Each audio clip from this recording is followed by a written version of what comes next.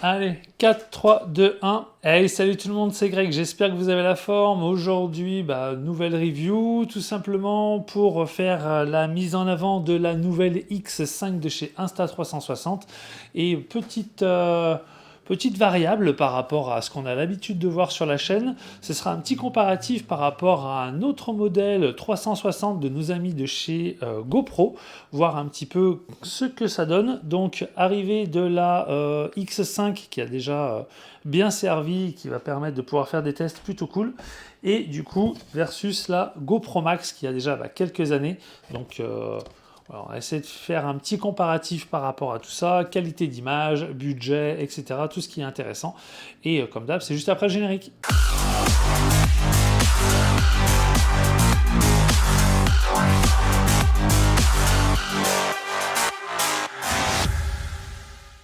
Alors je pense que ça va être la dernière review avant les vacances tout simplement, quelques voyages de prévus, qui permettra de tester encore un petit peu plus de matos. Je sais que la X5 du coup va m'accompagner sur ces prochaines étapes. Plutôt très satisfait, mais avant d'attaquer là-dessus, je pense qu'on va faire directement petit unboxing, parler un petit peu des derniers arrivages pour ceux qui n'ont pas encore vu l'ensemble des autres vidéos avant, voir un petit peu le type d'accessoires, etc.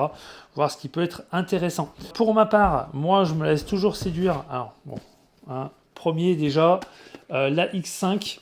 Dans son petit emballage, on retrouve le côté aimanté. Que dire de plus là-dessus, c'est pas très compliqué, de plus en plus simple à pouvoir appairer sur la partie téléphone, etc.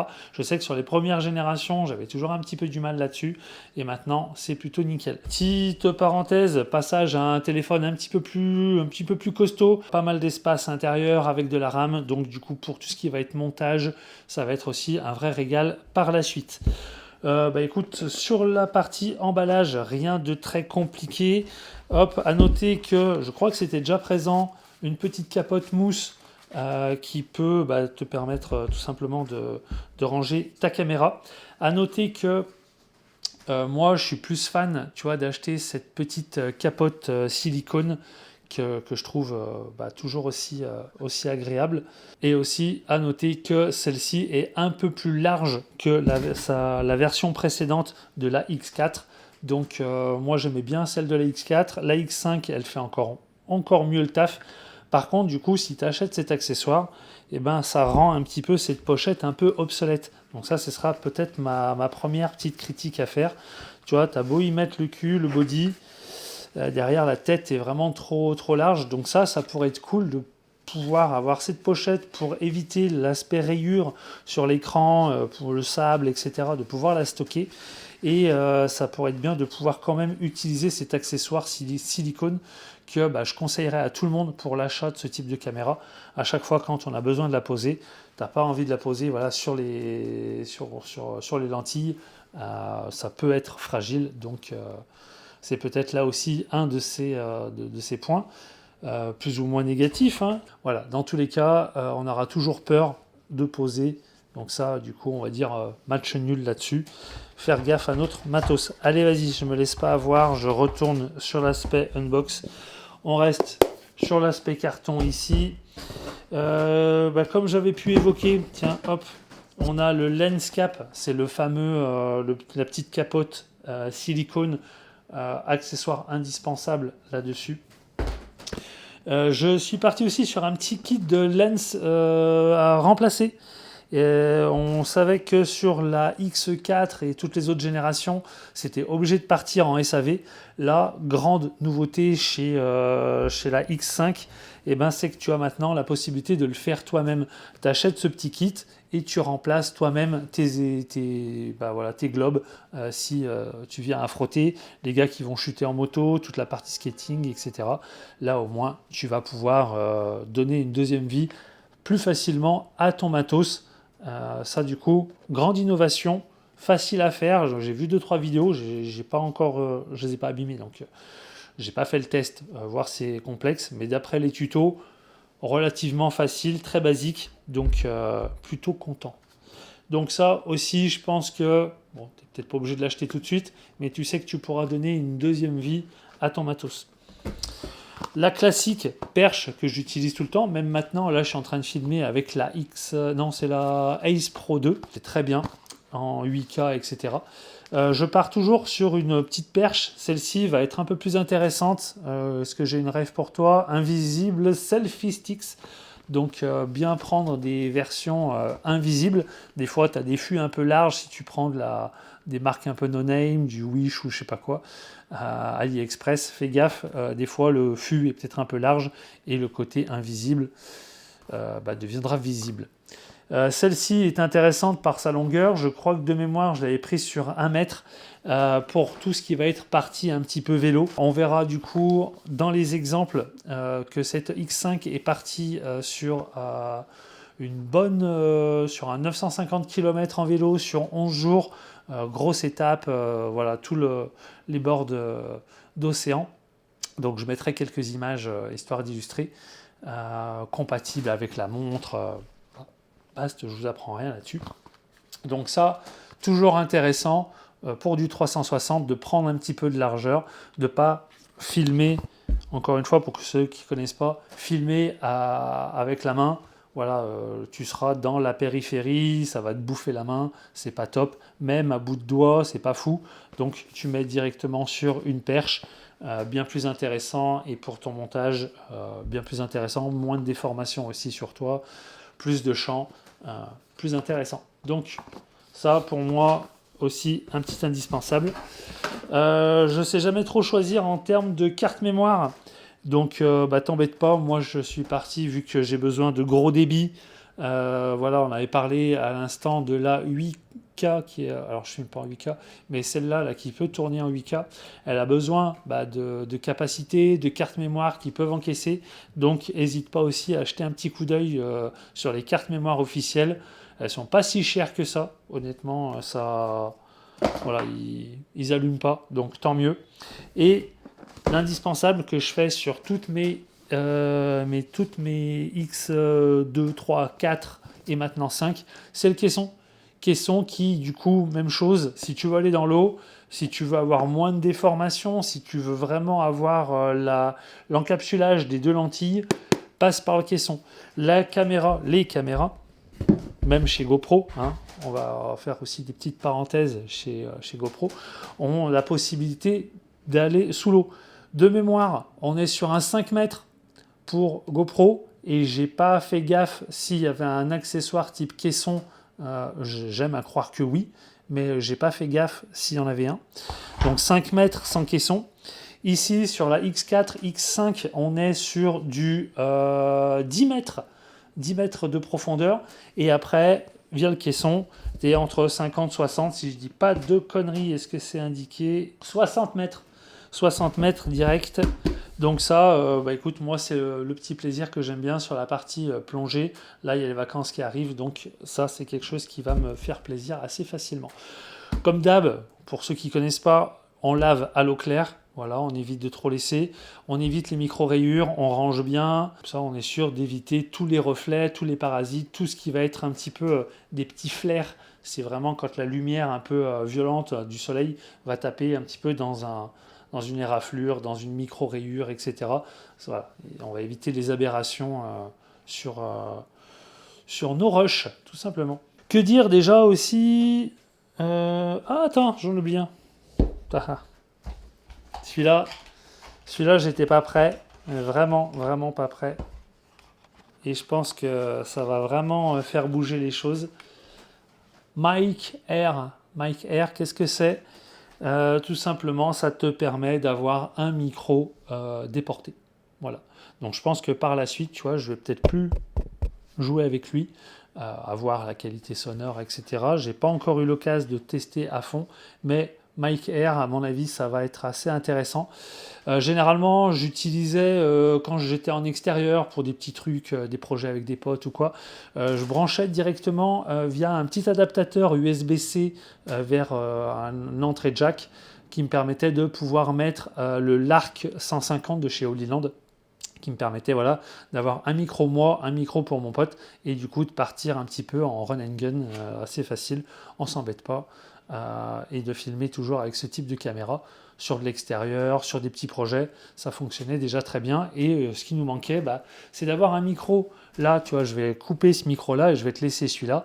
Ça restera correct, mais on peut faire mieux, surtout quand on a un élément ou des gars qui viennent à se balader un peu à droite, à gauche et qui sont plus 5, 10, 15 mètres de la caméra, le son ne sera pas pareil. Donc ce que je trouve aussi intéressant, c'est qu'il y avait, alors certes, tu vois, quelques lumières, des choses comme ça, mais qu'il y avait aussi de l'animation. Oh, c'est là, viens. C'est là. Allons-y. C'est là. Donc l'idée d'avoir tout simplement, là, une petite pochette. À l'intérieur, on va y retrouver quoi? La bagouze. Alors, la bagouze, je te le donne en mille, c'est un petit dead cat qui permettra de mettre à l'intérieur le micro, d'enlever un petit peu les petits pops, et surtout d'enlever la partie, s'il y a un peu de vent, qu'on sent un petit peu. Donc, le dead cat, très intéressant là-dessus. On a notre petite pochette, voilà, celle-ci, là, notre coquille. Qu'est-ce qu'on retrouve avec? On va y retrouver un petit câble USB avec l'adaptateur qui permettra de brancher directement son petit micro dessus. Après, on va retrouver une petite pince aimantée à un support. Il est où? Il est là. À un support comme on connaissait sur la Go 3, Go 3S, etc. que tu viens mettre à l'intérieur. Tu fais passer dessous et sans grande surprise, merde, il est où ton micro? Il est là. Ton micro, tu viens le clipser, t'es où toi? T'es là. Et ton micro, tu viens le clipser directement. Et ça, tu t'embêtes pas. Ultra petit, et franchement, c'est cool. Ça fait plaisir. Encore une fois, faut voir ce que ça donne. Pour l'instant, j'ai pas encore fait trop de tests là-dessus. Mais voilà. Oh oui. Ça, c'est cool. Alors là, du coup, test, parce que ça me perturbait de ne pas pouvoir le faire.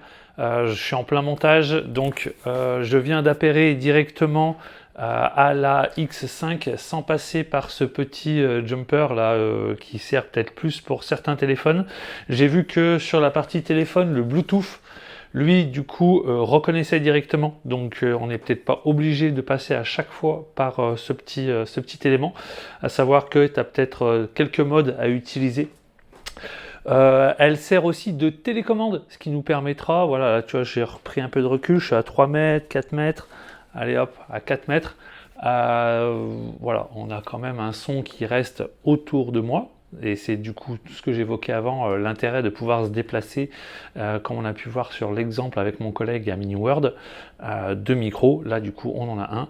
À voir par la suite s'ils ont la possibilité d'avoir 2 voire 3 micros, bon, je m'emballe un peu, mais du coup de dire allez je vais en mettre un ici, et vu qu'on a la possibilité d'enregistrer en multipiste sur la partie audio, d'avoir segmenté plusieurs sources, ça permettrait éventuellement d'avoir intervenant 1, intervenant 2, et de se dire ah trop bien, finalement lui il parle sur l'autre, finalement je vais cutter son son, je vais monter l'autre, tu vas jouer un peu sur ton montage. Ce que je voulais dire, c'est que là du coup le petit bouton qui sert à appairer, donc le double clic quand tu seras sur le mode Bluetooth te permettra voilà, d'appairer tout simplement à ta Insta-X5, et ce petit bouton, une fois que c'est tout appairé, te sert d'enregistrement start-stop, ça c'est plutôt cool, et le double clic te permettra de mettre le mode anti-vent, donc on va le tester, double clic, voilà, est-ce que du coup ça a changé quelque chose? Voilà, on verra ça dans les tests, donc j'étais très curieux de tester ça, avant d'avoir une configuration qui me permette de l'utiliser. Voilà. Tu as une version aussi sans cordon, donc même chose, tu clips. Bon, c'est un aimant, donc on va pas révolutionner le truc. La possibilité via la petite pince, même chose, la petite pince, voilà, tu peux, tu crées ton setup, t'embête pas. Et attends, hop, on l'a passé un petit peu rapidement. Il y a ce petit élément qui est en USB-C. Ça aussi, je pense que ça va faire partie de mes prochains tests à venir. Un petit USB-C, je pense que celui-là, tu peux aussi le coller dans ton téléphone. Ça ressort en USB ici. Là, tu as un petit bouton qui te permet de faire plusieurs modes, allumage ou peut-être changer 2-3 modes pour appairer, etc. Donc, curieux de voir ce que ça va donner. Allez hop, ça, je mets de côté. Ça fera partie de mes prochains tests. Là, ce qui m'intéresse, moi, ça va être la partie de la 360, voir un peu ce qu'elle a dans le ventre, comment on va pouvoir exploiter ça sur les futurs projets et surtout le versus GoPro. Donc pour avoir fait pas mal de choses avec GoPro, que ce soit sur, je sais même plus quel modèle, tu vois. Qu'est-ce que j'avais bien aimé? Ce que j'avais bien aimé, c'est plus ou moins bien, c'était déjà à l'intérieur, tu vas retrouver cette petite mâchoire qui est déjà intégrée et ces systèmes de clés que moi j'ai jamais aimé parce que du coup tu es toujours trop près, c'est toujours pour serrer fort, tu te niques les doigts, c'est pas intéressant. Je sais que sur le caisson de la X3, X4 peut-être, il y avait une clé qui était fournie qui te permettait d'avoir quand même un peu plus de portance sur tout ça. Sur la GoPro Max, tu vas retrouver du coup tes globes qui sont vraiment excentrés. Parce que du coup, peut-être que ça vient de l'aspect micro qui est ici. On va retrouver un micro de face, un autre micro sur l'autre face.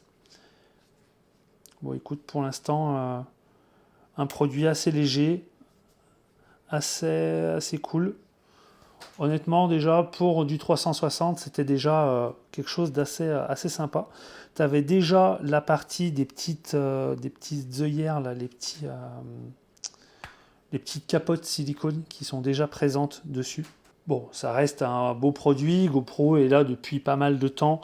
Donc, honnêtement, on peut avoir assez confiance sur ce type de produit. Mais voilà, je vais faire un peu du spoil. Il se fait un petit peu ramasser par rapport aux produits actuels. C'est un comparatif qui est un petit peu, pas biaisé, mais voilà, on part quand même sur deux produits, certes en 360, mais avec quand même quelques handicaps de la part de GoPro. D'une, parce que c'est pas un modèle trop récent. Et surtout, et que je l'avais déjà évoqué pour ceux qui suivent peut-être un petit peu la chaîne, le problème va être les options payantes du logiciel de montage de chez GoPro, chose que à l'heure où je fais la vidéo est encore actuelle. Là où Insta ne l'a toujours pas fait et je ne souhaite pas qu'il le fasse. Et ça, du coup, pour moi, c'est un point qui me freine énormément chez nos amis de chez GoPro. Donc, à méditer, à voir ce qui est possible par la suite, tu vois, payer pour des transitions, payer pour des musiques, payer pour utiliser son matériel que tu achètes déjà un peu cher. C'est toujours un peu problématique. Effectivement, on parle de Tarot X5 qui est un peu plus cher. Je remettrai une capture parce que je les ai pas en tête. Je crois que celle-là, elle était dans les 400 et celle-là, elle est plus dans les 500 et quelques. Mais il y a une réelle différence en qualité d'image. Allez, j'en profite. Là, on avait parlé rapidement de la partie GoPro 360 et les premiers points qui, moi, m'embêtaient. Premier point, tant mieux pour le prix. Effectivement, tu veux te mettre un premier pas dans le 360, GoPro peut commencer à faire le taf, même si est largement un peu dépassé sur l'aspect un petit peu de la qualité. Voilà, faut aussi se le dire. Ça reste correct sur certains trucs, mais vu ce qu'on fait maintenant, c'est toujours un peu dommage de s'en priver un petit peu. Premier tacle, désolé Insta, c'est dommage, c'est vraiment dommage que la batterie de la 5, de la 4 et la 5 ne soient pas compatibles. C'est toujours ce que moi j'aime moins chez les marques, c'est justement de faire une batterie qui va être dédiée à ça. Certes, elle aura sûrement plus d'ampères, elle va pouvoir plus emmagasiner, mais c'est bien dommage de se dire merde, ma batterie, je ne peux pas la réutiliser. Alors, de la 1 à la 2, ok, de la 2 à la 3, allez, on va dire on va pas le faire, on le fait de la 3 à la 4. Toi, d'une génération sur l'autre, mais tu te dis que chaque produit a un form factor qui fait que, certes, tu as plus d'ampères, donc tu peux de milliampères, donc tu vas plus pouvoir en stocker de l'énergie, mais c'est quand même un peu dommage, tu vois. Moi, j'ai encore la batterie de la X4 en secours. Je me dis, c'est con, quand j'en aurai plus besoin, bah, je vais être obligé de mettre tout ce package-là, il ne va pas vraiment trop resservir. Qu'est-ce qu'on retrouve aussi? Tiens, hop, sur la Ace Pro 2, on avait un procédé de mâchoire. Voilà, tu vois, c'est ça que j'aimais pas, là, cette espèce de clé. C'est pas... Voilà, quand tu veux faire des trucs un peu extrêmes, genre du vélo, où tu vas vraiment aller vite, il faut vraiment serrer ça très très fort. Et avec les doigts, tu vois, cette prise, elle est pas folle. Donc ça, c'est la tête un peu générique. C'est la tête par défaut chez GoPro. Bon, tu as compris le truc, je vais pas la sortir, elle est coincée au fond. Donc ça, c'est facile, mais c'est vite chiant. Donc, là où je veux en venir, X5, tu retrouves toujours ton 1/4 juste en dessous. Et ce qui va être intéressant, c'est qu'ils ont laissé les mâchoires qui sont prévues avec cet accessoire. Et ça, je trouve que c'est super bien. Parce que ça te permettra, encore une fois, d'avoir cette monture que tu clipses en 2-2. Tu t'emmerdes pas à te dire, merde, tu vois, je visse. Merde, les globes, ils sont pas à fond, ils sont pas droits, etc. Ça tourne, je suis dans le collage. Là, au moins, tu te dis, hop, je push, je reclipse, tac, et t'es nickel. Donc ça, c'est déjà un très bon point de faire en sorte que l'ensemble des accessoires puissent, voilà, être modulable d'une caméra à l'autre. Ça, moi, j'apprécie. Je l'ai déjà dit 10 fois, mais je le redis quand même, ça, impératif, si tu achètes une caméra, la petite capote en silicone, impératif. Allez, on reprend rapidement un petit peu les modes, toujours 360 ou mono optique, donc tu peux choisir de filmer soit avec elle, soit avec l'autre. Donc admettons, un jour, t'en as rayé une, du coup, tu peux toujours filmer avec la deuxième, inversement. Donc ça, en photo comme en vidéo. On va, hop, reprendre les petits modes. Mode photo, mode vidéo, pure vidéo, InstaFrame. Allez hop, InstaFrame, qui permettra de faire du recadrage un petit peu là-dessus. On a quoi? Un petit time-lapse qu'on connaît bien, le time shift qu'on connaît aussi, le bullet time, ça aussi ça peut être intéressant, on l'a déjà vu plusieurs fois. L'enregistrement en boucle, ça aussi on va l'évoquer des tas de fois pour les... si tu veux t'en servir comme de dashcam ou des choses comme ça peut avoir un intérêt. Mode moto, je pense que ça reprend peut-être un peu l'idée du dashcam. Hop, qu'est-ce qu'on a? Le Starlapse, donc plus intéressant pour la partie soir, nuit, et un coup de rafale et un petit intervalle. Donc ça sera pour les modes à peu près photo. Écoute, pas de grande nouveauté dans l'aspect des menus là-dessus. Je la trouve bien plus fluide. Bien plus fluide. Déjà que la X4 était déjà très fluide. Là, la X5, écoute, encore une fois, on se retrouve avec un sacré bébé, quoi. Comment passer à côté d'une X5 qui a du coup un capteur bien plus grand, donc pour tout ce qui va être filmé en nuit, etc., qui va pouvoir capter un maximum de lumière grâce à des capteurs de chaque côté bien plus grands. Un mode aussi qui a été un petit peu mis de côté, c'est l'Active HDR qui te permettra d'avoir des mouvements encore bien plus fluides et surtout de pouvoir bénéficier un max de détails dans les hautes lumières, d'avoir, tu vois, des paliers un peu plus... ça se sent dans l'image. Tu n'as pas quelque chose de trop brut, trop cru dans tes lumières, avec vraiment des plages très, très distinctes. Tu vas avoir quand même bien plus de nuances, donc ce côté HDR va prendre aussi tout son intérêt. Allez, je t'ai trouvé quelques stats sur la partie batterie et les données pour 54% de plus que la X4. Donc honnêtement, la X4, je lui ai mis une petite claque en hiver. Effectivement, la batterie avait tendance à descendre un petit peu plus. Là, pour l'instant, sur tous les tests de la X5, encore pour l'instant, pas de soucis sur le type de presta, sur tout ce qui va être sorti. Écoute, à chaque fois, par défaut, à chaque sortie, tu vois, je la recharge, mais elle ne m'a pas encore claqué dans les doigts, fait défaut ou quoi, donc effectivement, je peux que constater que ça suit bien ces stats-là. Donné pour 208 minutes d'autonomie. Allez, j'en profite, je continue un petit peu sur les stats. Bon, écoute, ça, c'est le site qui le dira. Je l'ai remarqué des tas de fois. Toujours ce verrouillage de l'horizon à 360. Ça, c'est nickel. Que tu foutes ta caméra dans n'importe quel sens, l'horizon restera toujours clean. Euh, et surtout, moi, ce que j'ai vraiment adoré sur les... Depuis... Alors, je me répète, hein, parce que d'un produit à l'autre, si c'est un élément que j'avais adoré sur la X3, X4 et maintenant X5, X4, énorme révolution sur la partie stabilisation encore plus, sachant que la X3 était déjà vachement bien amenée. La X5 va encore relever le truc. Tu te dis, mais à quel moment tu t'arrêtes? C'est déjà ultra fluide.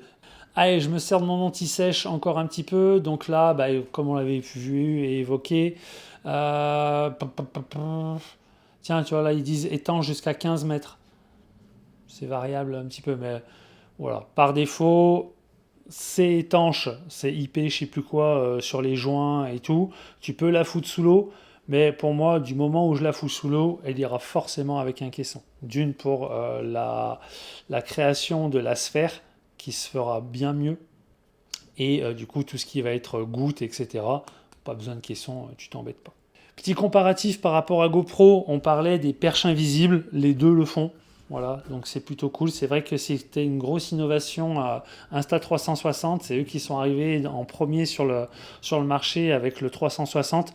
Je parle pas des premiers modèles type Samsung, etc., les trucs un petit peu bizarres. Là, on est vraiment sur quelque chose de quali.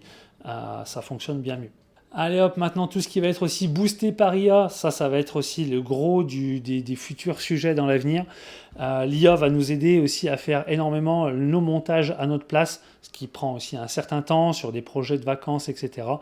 Tu n'as pas envie de te taper des heures et des heures de montage.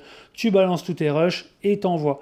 Note à Insta, j'ai pas l'impression qu'on puisse le faire pour l'instant sur ordinateur. Sur téléphone, plein d'options, etc. Donc encore une fois, la vidéo va plus s'attarder sur les personnes qui vont monter sur téléphone ou via l'appli, tu vas avoir bien plus de possibilités que sur l'ordi.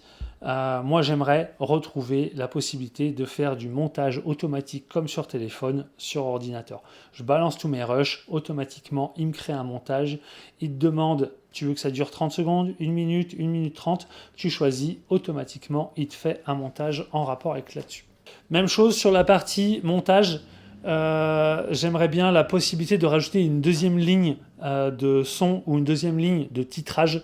Effectivement, si par exemple je veux rajouter un des titres d'effets qui existent déjà, une grande animation en grand vacances, 2000 machins et tout, et de balancer un petit pop-up dans un coin ou d'autres petits éléments un petit peu funky, j'aimerais avoir cette possibilité-là. Pour l'instant, on peut le faire individuellement, il n'y a qu'une seule ligne, mais la superposition, comme un logiciel de montage type Premiere, DaVinci, voilà, d'avoir du multiligne qui va nous permettre, voilà, faire du montage audio.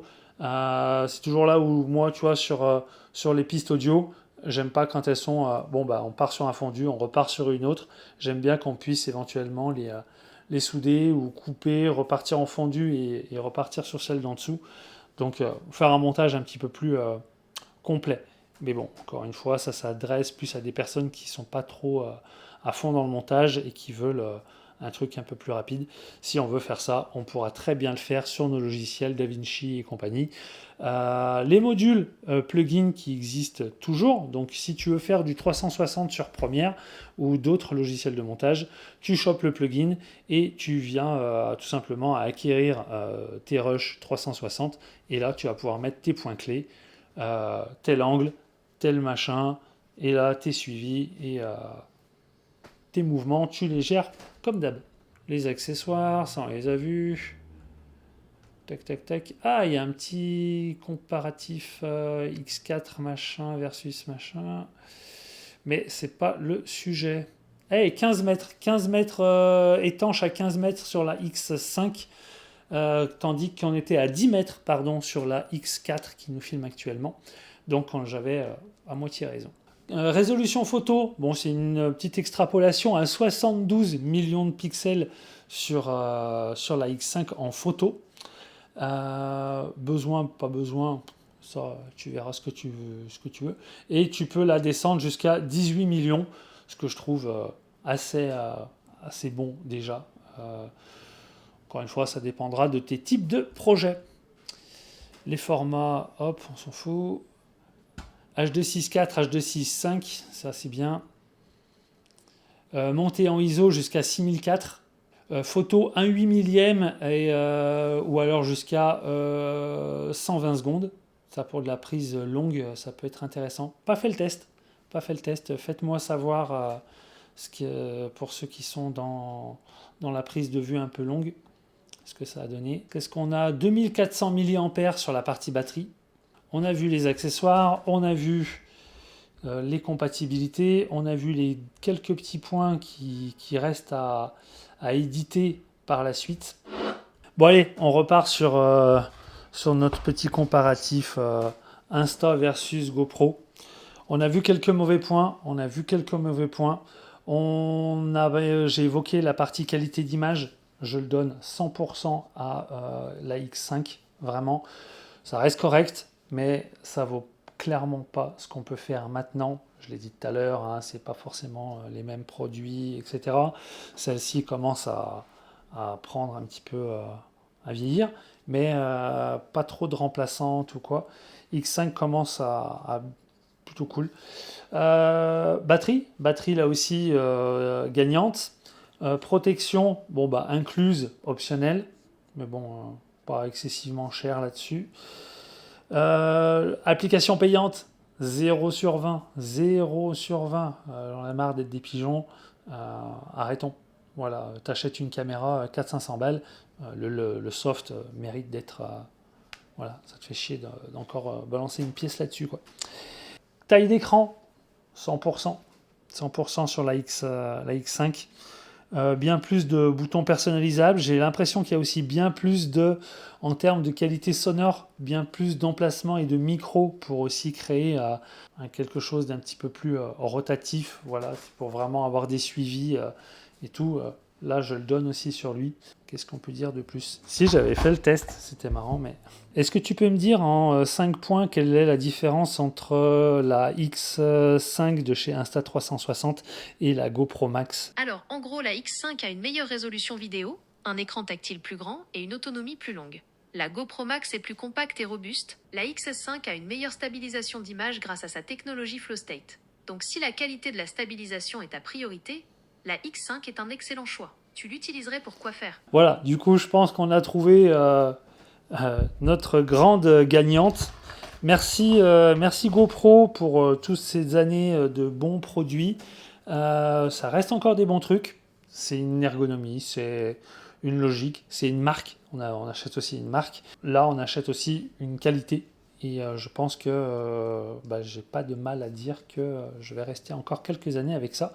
Même si voilà, il y a encore quelques GoPro qui traînent, suivant les projets, etc. Ça reste de très bonnes caméras. Si on cherche la qualité, je pense qu'il ne faut vraiment pas hésiter à partir chez nos amis d'Insta360. Je ferai une dernière parenthèse. Je l'avais déjà évoqué. C'est la partie accessoires. Pour les personnes voyage, etc. La perche, maxi perche 3 mètres, qui reste aussi invisible. Bon, comme d'hab, hein, réutilise pas les derniers fûts. Commence déjà par les plus larges et tu auras quand même quelque chose. Voilà. Si tu veux vraiment partir loin et avoir des angles vraiment cool, ça, c'est pas reçu aujourd'hui, mais ça fait du bien de faire une petite piqûre de rappel sur des produits qui sont vraiment cool. Et celle-là, je trouve qu'elle mérite sa place. Donc voilà, c'était mon point de vue sur après test de la GoPro Max, plutôt cool, versus la X5 que j'adore, qui va du coup remplacer mon setup par rapport à la X4. Éclatez-vous, faites des images 360, immobilier, immersif, le côté... voilà, tu peux vraiment t'éclater avec ces deux types de produits. C'est vraiment cool ce qu'on peut faire maintenant. N'oubliez pas les capotes, ça protège toujours, sans mauvais jeu de mots. Et qu'est-ce qu'on se dit? On se dit à la prochaine. Voilà, Insta, faites-nous des petites mises à jour qui nous font plaisir. GoPro, hop, un petit coup de logiciel, on booste un petit peu et on arrive avec un produit un peu plus fort. Et on se dit à la prochaine. J'en fous partout. Et qu'est-ce qu'on se dit? Bah, je vous dis bonnes vacances, éclatez-vous, faites de belles images, et puis on se retrouve à la rentrée. Ciao, ciao!